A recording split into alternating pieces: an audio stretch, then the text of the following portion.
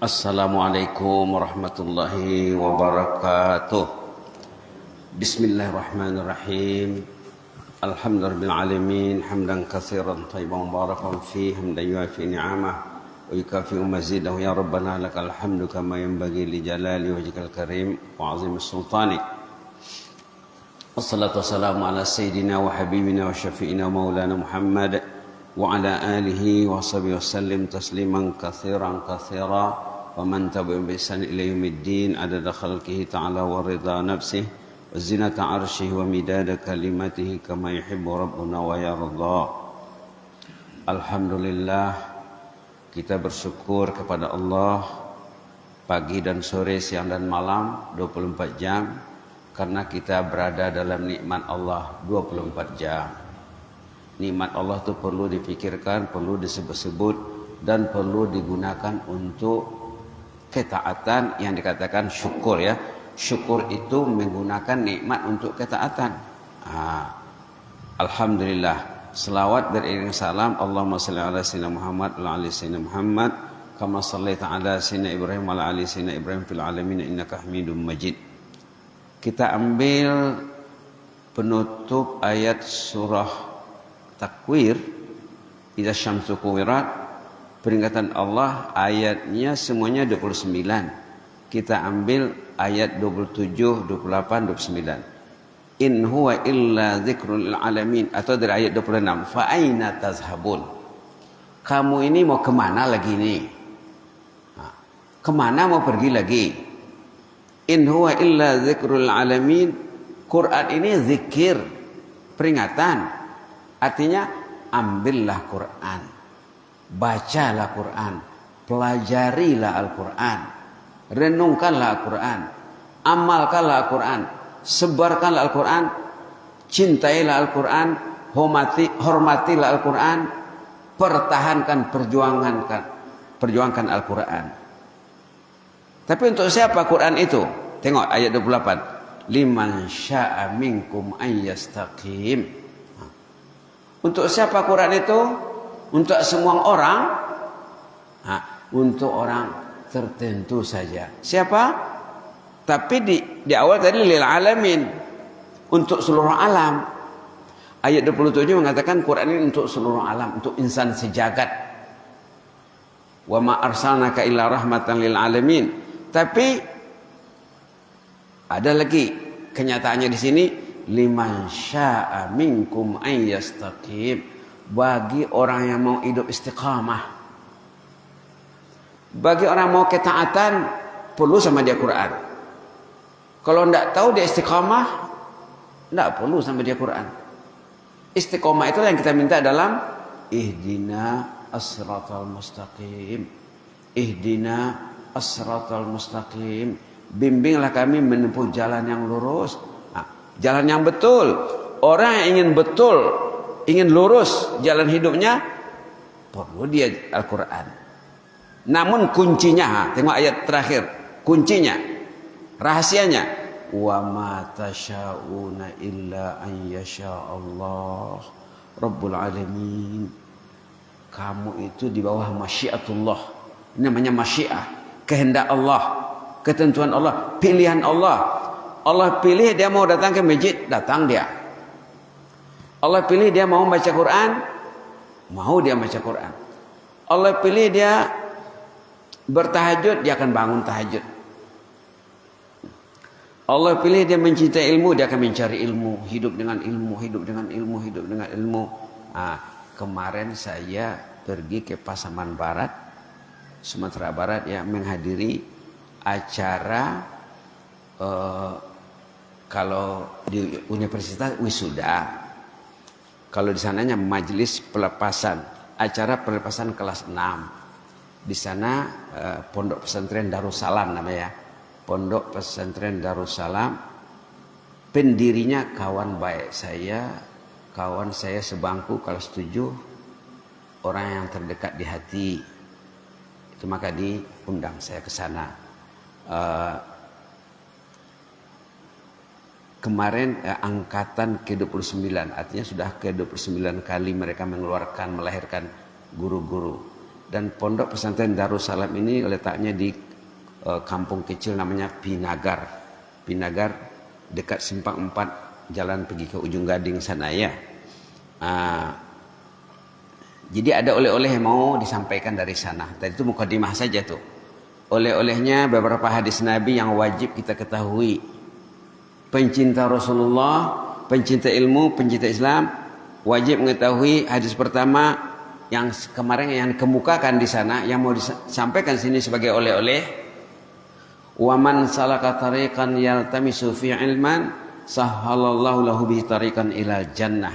Siapa yang mau berjalan, berusaha mencari ilmu, Allah mudahkan jalan ke jannah. Tidak senang jalan ke jannah itu, kalau mau dia ilmu, mudah jalannya ke sana. Tidak perlu dia ilmu, dia hidup meraba-raba, membabi buta, mana sampai ke sana tuh? Sangkutlah di jalan nanti. Waman salaka tariqan, siapa yang menempuh jalan, berusaha, yaltamisu fi ilman, mencari ilmu, sahhalallahu lah, Allah mudahkan baginya tariqan ilal jannah. Allah mudahkan jalan ke jannah. Jadi belajar ilmu ini memperlancar jalan ke jannah.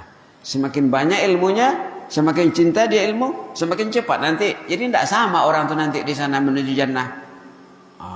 Macam orang di jalan tol ya, di jalan besar. Ada yang jalan kaki, ada yang naik sepeda, ada yang naik kendaraan roda 2, ada yang roda 3, ada yang roda 4, ada yang roda 6, ada yang lebih, ada yang cepat, ada yang lambat, ada yang naik kereta api, ada yang naik pesawat. Di sana juga segitu nanti. Maka Rasulullah mengatakan, orang yang sudah memperbaiki hubungannya dengan Allah di dunia ini, proses urusannya ke jannah itu hanya selama 1 kali sholat fardu di dunia, dah sampai ke surga dah. Karena dia bersama malaikat. Nah, kita tak heran ya, kehidupan di sana bersama malaikat. Itu satu hadis. Hadis kedua tidak kalah penting. Hadis tadi Imam Muslim tuh ya, hadis Sahih Muslim. Hadis kedua hadis riwayat Imam Abu Daud. Man ta'allama ilman mimma yubtagha bihi wajhullah.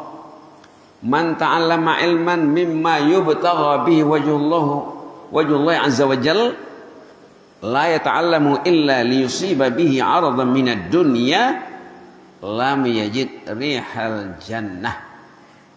Ini tentang niat nih. Ini tentang niat. Tadi tentang fadilat belajar. Ini tentang niat. Siapa yang mempelajari satu ilmu, patutnya dia belajar ikhlas karena Allah. Mimma yubtagha fihi wajhullah. Ilmu agama maksudnya ya. Ilmu dunia juga. Siapa yang belajar satu ilmu yang sepatutnya niatnya lillah. Iqra bismi rabbikal ladzi khalaq.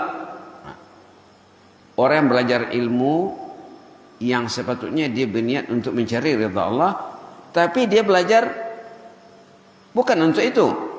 La yata'allamu illa liyusiba bi 'aradan minad dunya. Dia belajar hanya untuk mencari kepentingan dunia. Masuk sekolah. Saya pernah menanya satu student, seorang penuntut pelajar di satu universitas di luar negeri. Kamu kenapa belajar ke universitas ini? Katanya mudah cari kerja nanti. Nah, kalau di kita mau PNS, mau pegawai pemerintah, pegawai swasta, berarti mau mencari keuntungan dunia. Siapa yang belajar niatnya untuk mencari kepentingan dunia, bukan mencari ridha Allah, bukan untuk agama Allah, katanya lam yajid rihal jannah, tidak akan tercium bau surga. Jangan harap nak masuk surga, baunya pun tidak akan dapat.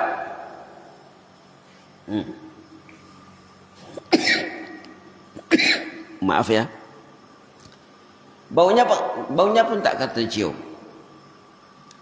Tak silap, ada juga hadis mengatakan bau surga itu tercium dari jarak 500.000 tahun katanya perjalanan, atau 50, nanti dipastikan ya. siapa yang belajar ilmu agama bukan untuk demi agama Allah, bukan untuk dalam hadis ayat tadi katanya zikran lil alamin, hanya untuk mencari kepentingan mudah dapat kerja, mudah ini, mudah itu, katanya tidak akan mencium bau surga. Itu hadis kedua ya. Hadis ketiga kisah. Kisah ini sudah pernah disebut. Kisah orang yang belajar ikhlas. Ikhlas dia belajar. Umurnya sudah hampir 50 tahun baru dia mau belajar dari alif. Umurnya sudah hampir 50 tahun baru dia belajar dari A.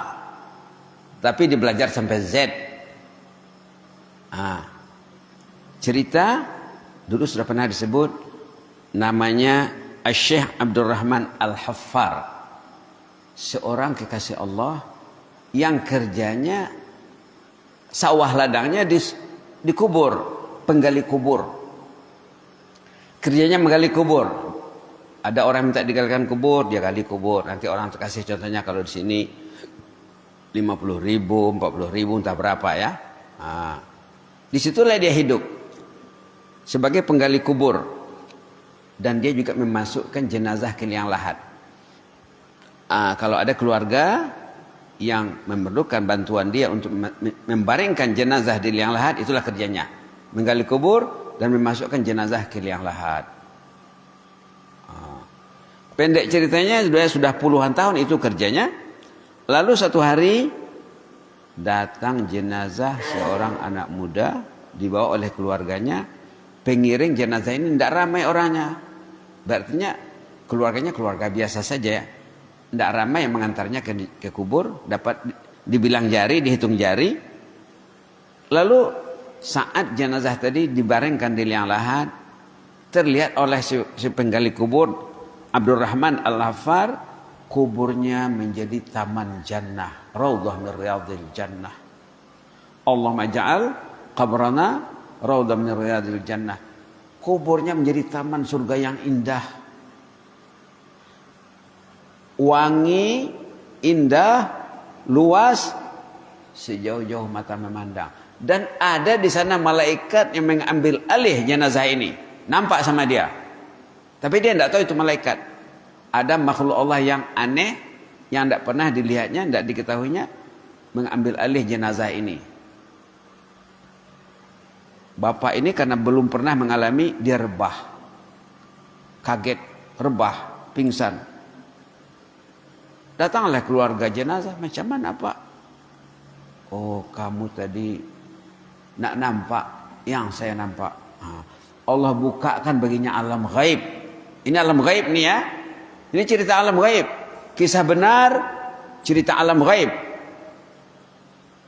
Bapak kalau nampak bapak alam gaib tuh, tidak mungkin tak datang ke masjid. Tidak mungkin. Kalau nampak alam gaib tuh, tidak mungkin tidak memenuhi panggilan azan. Yang memanggil kita azan ini Allah yang menguasai dunia ini dan akhirat juga.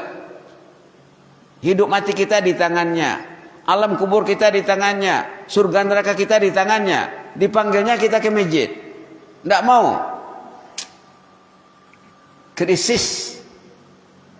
Alladzina yu'minuna bil ghaib. Awal Baqarah ya. Alif lam mim. Dzalikal kitabu la raiba fihi hudal lil muttaqin. Alladzina yu'minuna bil ghaib. Sifat muttaqin, ahli takwa nomor 1, mengimani yang gaib. Kita mesti nampak. Kita mesti nampak apa yang tak nampak di mata. Kalau kita melihat apa yang nampak di mata saja, yang nampaknya 50.000 rupiah, 100.000 rupiah, 10.000 rupiah. Itu yang dinampaknya 1 ringgit, 2 ringgit, 50 ringgit. Nah, kalau di sana sen pun masih berguna ya. Negara jiran 50 sen masih ada nilainya. Nah, duit sen masih dipakai di sana. Kalau di kita 1 rupiah pun tidak bernilai lagi ya. 1.000 rupiah pun sudah tidak ada nilai. Baik. Orang yang mencintai Allah, mencintai jannah mesti nampak alam gaib. Maka Allah bukakan baginya alam gaib. Nampak dia kubur tadi menjadi taman jannah yang indah. Subhanallah. Rebah dia menyaksikan alam gaib. Kagum, terperanjat, terkejut, kaget. Kemudian selesai kisah pertama. Ditutuplah kubur itu. Ahli keluarga pun pulang ke rumah. Nah, beberapa bulan kemudian ada lagi jenazah datang. Rupanya yang pertama itu si adik, yang kedua ini si abang. Abangnya yang diambil nomor 2. Saat dimasukkan ke liang lahat, sama dengan kisah si adik yang meninggal tadi, kuburnya menjadi taman surga yang indah. Nah, dia tidak pingsan lagi, tidak kaget lagi karena sudah ada pengalaman. Kemudian dia ketemu sama ibu pemuda yang meninggal ini. Oh, saya ibunya. Oh, ibu ya. Oh, sekian bulan dulu juga ada anak saya meninggal. Ini anak ibu juga? Iya. Yang dulu juga anak ibu? Iya. Kenapa? Aneh, Bu. Apa kerja anak ibu ini? Kedua-duanya anak ibu ini ahlul jannah, kuburnya menjadi raudhah min riyadil jannah. Anak yang pertama meninggal waktu belajar. Waktu belajar di pondok. Dalam perjalanan masih. Anak yang kedua meninggal bukan di pondok dia, tapi dialah mencari belanja untuk adiknya belajar di pondok. Dialah yang sponsor. Nah, jadi dua-duanya menjadi ahlul jannah. Akhirnya si penggali kubur tadi ditinggalkannya kubur, pergi dia mencari pondok pesantren, mencari buya, mencari kiai, mencari guru, belajar dia betul-betul sampai faham. Umur sudah hampir 50. Akhirnya pendek ceritanya dia jadi orang alim, terkenal di Syria. Dalam sejarah ulama-ulama Syria, Syekh Abdul Rahman Al-Haffar. Al-Haffar itu marganya, sukunya, artinya si penggali kubur. Nah, dari situlah mulai lahirnya istilah suku Al-Haffar. Nah, julukan juga barangkali ya. Abdul Rahman Al-Haffar belajar ilmu usia sudah hampir 50, menjadi orang alim dan melahirkan anak cucu yang alim. Ulama-ulama, subhanallah, melahirkan anak cucu yang ahli ilmu. Terkenal di sana keluarga Syekh Abdul Rahman Al-Haffar. Itulah kemarin kisah di antara kisah yang dikemukakan di sana untuk menjadi motivasi kepada si penuntut, si pelajar dan ayah dan ibu yang mencari duit di sawah dan di ladang, berjemur, berangin, berhujan, berpanas, mencari bekal. Ada yang ke kebun getah pagi-pagi hari ya, macam-macam lah. Ada yang ke laut, kemana mencari bekal untuk anaknya belajar. Jadi kalau faham ayah dan ibu yang bekerja di kampung, di kota, di mana mencari ilmu, mencari duit untuk anaknya belajar, itu sebenarnya fisabilillah. Nah, fisabilillah ya, mempermudah jalannya ke surga. Jadi itu sajalah dulu oleh-oleh dari sana. Hadis pertama tadi tentang orang yang rajin belajar, mudah jalannya ke surga. Hadis kedua, belajarlah dengan niat ikhlas agar ibadat kita yang belajar itu dinilai dengan nilai yang tinggi. Kemudian poin ketiga tentang kisah ahlul jannah yang awalnya dia sebagai penggali kubur, tapi akhirnya dia belajar menjadi orang alim. Jadi terlambat, tidak ada istilah terlambat ya, tidak ada istilah terlambat. Mudah-mudahan bermanfaat. Jazakumullah khairan. Inni uhibbukum fillah wa astaudiukumullah. Wassalamualaikum warahmatullahi wabarakatuh.